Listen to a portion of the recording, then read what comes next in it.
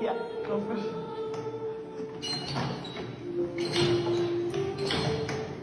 Hi, welcome to Kinky History. Let's discuss this viral medieval machine. This curious device is found in Museo Lora in Ronda, Spain.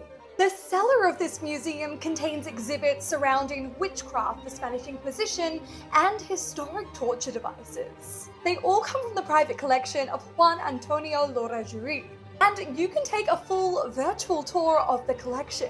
A sign reads that this chair was called a consolation machine, explaining that sex in Christianity is a shameful act and should only be authorized for procreative purposes. It also says that witches aren't able to obey these rules, and so they need to be regulated. But here is the catch.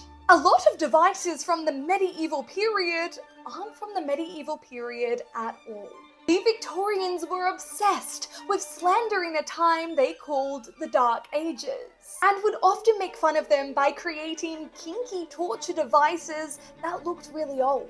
The same thing happened with medieval chastity belts, which recently had to be reclassified in a lot of museums across the world. This illustration, for example, shows a woman locked up in her chastity belt by her husband, but has two suitors with matching keys hiding around the corner.